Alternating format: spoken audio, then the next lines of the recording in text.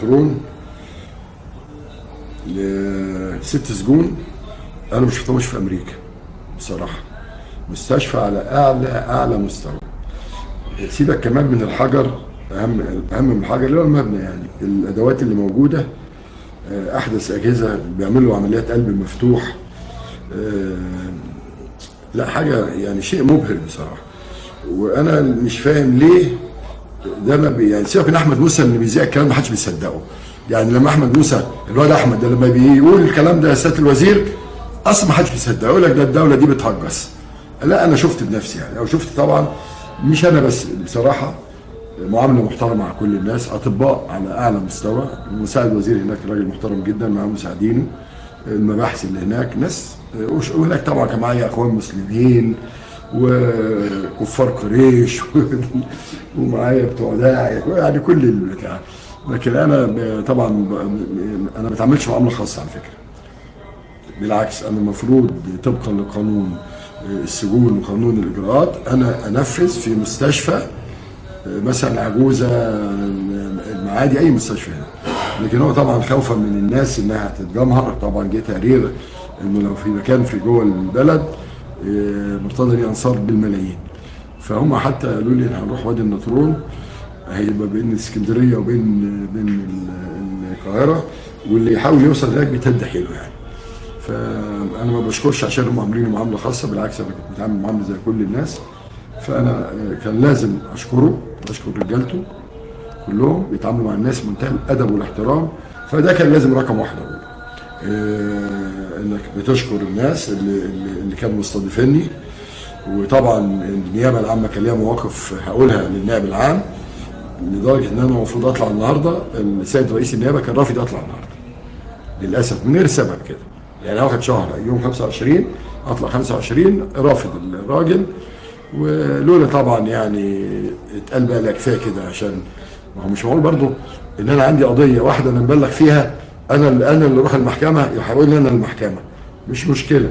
طب القضيه متاجله شهرين، بتعلمني قبل ما اطلع في السجن، طب ما تعلمني في البيت اما اطلع. ان شاء الله باذن الله المؤامره كلها، انا عندي مؤتمر صحفي باذن الله يوم الخميس، انا رايح النادي. طبعا الناس كلها عماله تيجي دلوقتي فمش قادر اخرج من ساعه ما جيت. وعايز اقول طبعا الحمد لله الحمد لله، انا مش بس دخلت اسد وطلعت اسد، لا انا دخلت اسد وطلعت اسد بشرط. انا داخل الضغط بتاعي 188 من اللي بقى كان في نادي الزمالك والجماهير والكلام ده والارفاقات على 112. الحمد لله انا طالع الحمد لله. يعني الناس بشكرهم جدا، لان الاهتمام بالصحه هناك كان مهم جدا جدا جدا. فهنيئا يا سياده اللواء محمود توفيق، مش بجاملك، برجالتك باللي انت عامله. وانا عرفت وانا هناك انه في بدر اتعمل 1 و10 رمضان. وبعدين بقى الحاجه اللي مش طبيعيه، انا عايز رئيس الجمهوريه يروح يفتتح المشروع دي. هم بيقول لك ايه بقى؟ بس هو لو بيفتتح ده احمد موسى، الناس هيقولوا ايه؟ ده بيتوسع في السجون. السجون القديمه كسروها خلاص، يعني ما عادش في سجن الاستقبال ولا سجن المزرعه ولا سجن الحضره. يعني الراجل مش بيتوسع، الراجل شال القديم. لان معامله المسجون، مش بقول كده دلوقتي لان انا كنت رئيس نيابه ورئيس محكمه وياما زرت سجون، معامله المسجون اهم في الرعايه من معامله المواطن اللي بره. المواطن اللي بره بتبقى زوجته موجوده، اولاده، رعايه، يطمن عليهم. لكن في السجن دون هي اسوار. فمعمول شيء زي ما الفريق كامل عامل شبكه طرق ومواصلات غير طبيعيه بصراحه. انا ما شفتش لا في امريكا ولا في المانيا ولا في فرنسا سجون بهذا المحتوى. انا بس اللي مزعلني حاجه واحده، انه وزير العدل المحترم عمر بيه مروان لما كنت عايز اشتكي له من كل اللي هيحصل ده، تاني من كل اللي هيحصل ده بالمستندات والخريطه كلها كانت عندي تمام، فقال لا انا ما قابلتش مرتضى عشان الحرج، وقفل الدور الثمانيه الاسانسير ما يطلعش فيه اللي هو فيه. انا بسال سيادته اليس من الحرج انك تعمل مداخله مع احمد موسى لمده ساعه وبيني وبينه 3 قضايا؟ ده مش حرج؟ عايز رد. مع ان النائب العام يا محترم، هل من الحرج ان احمد موسى يطلع في التلفزيون يقول سياده المستشار حماده بيه الصاوي النائب العام صديق لكل الصحفيين وانا منهم، هو منهم يعني؟ طب انا بيني وبينه قضايا. فاحنا عايزين بقى، ما هو دلوقتي هو في ايه؟ ما هو لازم حضرتك بتعمل بيانات في اي شيء بتشوف ان هو في تجاوز. احمد موسى طلع قال كده، قال له على فكره النائب العام صديقنا وصديق،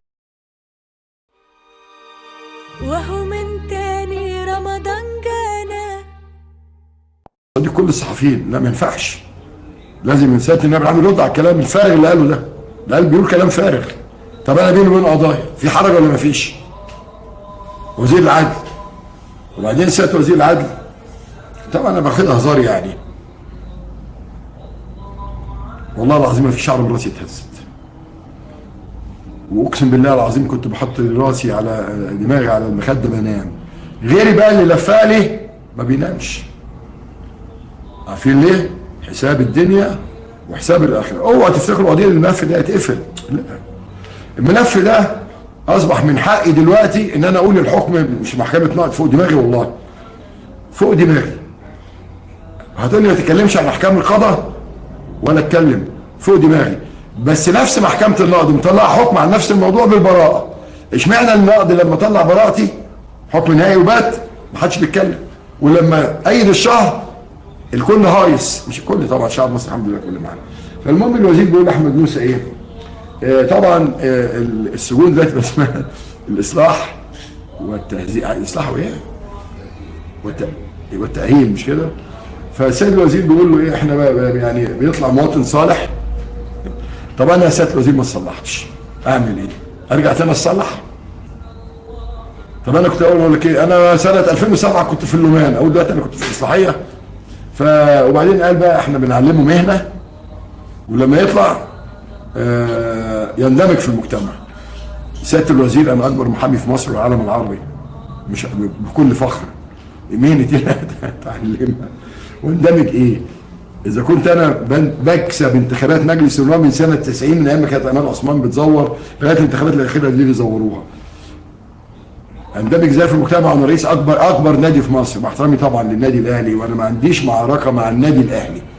انا عندي معركه محمود الخطيب بدات خلاص. تاني بدات.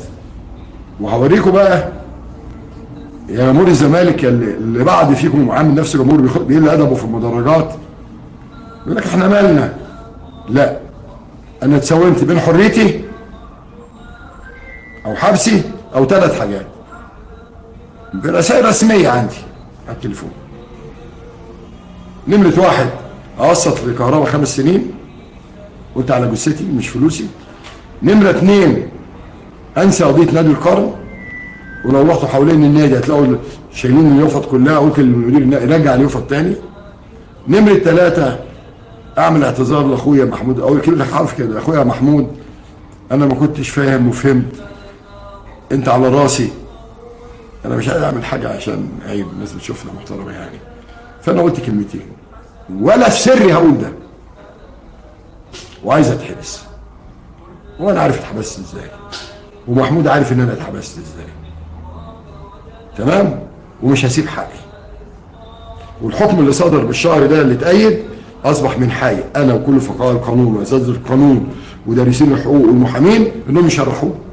ليه؟ لان الممنوع، القاضي فوق دماغي ما اقدرش اتكلم عنه، الممنوع انك انت تتكلم عن قضيه قدام قاضي لسه منظوره حتى يتاثر، القضيه خلاص مش منظوره.